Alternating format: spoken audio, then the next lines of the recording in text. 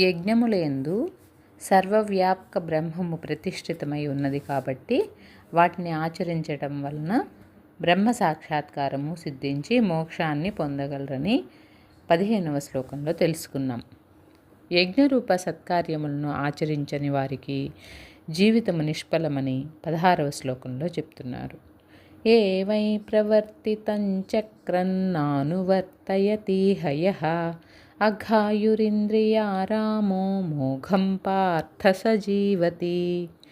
ఓ అర్జున, ఈ ప్రకారముగా ప్రవర్తింపచేయబడిన ధర్మచక్రమును ఈ ప్రపంచమున ఎవరు అనుసరించి వర్తించడో అతడు పాప జీవితము గడుపువాడగును, ఇంద్రియలోలుడును అయ్యి వ్యర్థంగా బతుకుచున్నాడు.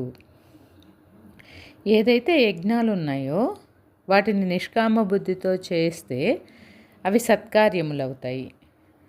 ఇవి సామాన్యమైనవి కావు. వాటి యందు పరబ్రహ్మ యొక్క శక్తి ఉండటం వలన వాటిని అనుసరించే వాళ్ళు పరమశ్రేయస్సును అంటే మోక్షాన్ని పొందుతారు. అనుసరించిన వాడి జీవితం ఎలా ఉంటుందో ఈ శ్లోకంలో చెప్తున్నారు.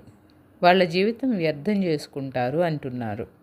ఎలా అంటే దైవంను విస్మరించడం వలన, బయట ప్రపంచంలో దృశ్య ప్రపంచాన్ని నమ్ముకోవడం వలన, విషయాలకు లోలుడై ఏది మంచో ఏది చెడో తెలియకుండా, భయము భక్తి లేకుండా పాపపు బ్రతుకు బతుకుతాడు. యజ్ఞరూప సత్కర్మలచే భగవంతుణ్ణి లేక దేవతలను ఆరాధించనివాడు, త్యాగబుద్ధి లేనివాడు, పరోపకారం చేయనివాడు సంసార కూపంలో పడి భ్రష్టు బట్టి పోతాడు అని తెలుపుతున్నారు ఇక్కడ.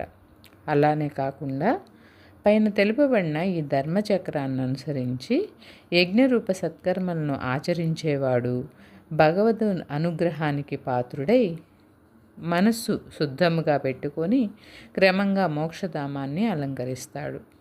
ఇక్కడ ఒకనిదేమో పాప జీవితము, ఇంకొకరిది పుణ్యమైన జీవితం.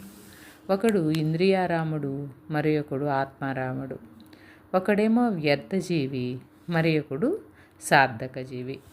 ఒకవేళ ఇలా ప్రవర్తిస్తే ఏమవుతుంది అంటే ధర్మచక్రాన్ని అనుసరింపకుండా భగవంతుని సేవ చేయకుండా ఉంటే వారికి పాపము అని రామతీర్థులు కూడా చెప్పి ఉన్నారు. ఈ ధర్మచక్రాన్ని అనుసరించిన వాడు దైవాన్ని మరిచి బయట ప్రపంచాన్ని చూస్తారు, పాపాన్ని మూటగట్టుకుంటారు. కాబట్టి వాళ్ళని అఘాయువులు అంటే పాపపు బ్రతుకు కలవారు అని గీతాచార్యులు పేర్కొన్నారన్నమాట. ఇంకా గీతాచార్యులు చెప్పిన తర్వాత దానికి తిరిగేముంటుంది చెప్పండి. కాబట్టి మనం ఈ వ్యర్థజీవులం కాకుండా భగవంతుని సేవలో తరించడానికి ఇది ఒక మంచి అవకాశం. ఇప్పటి వరకు తెలియకపోయినా కూడా ఇక నుంచి భగవంతుని ఆరాధిస్తూ అలాంటి యజ్ఞములు అంటే సత్కర్మలు చేసి ఫలితాలని భగవంతునికి అర్పించి యజ్ఞ శిష్టాన్ని భుజిస్తూ భగవంతుని ధ్యానిస్తూ మన జీవితాన్ని సార్థకం చేసుకుందాము. ఈ ధర్మచక్రాన్ని అనుసరించి మానవ జీవితం సార్థకం చేసుకునటం వలన మోక్షము అనేది ప్రాప్తిస్తుంది.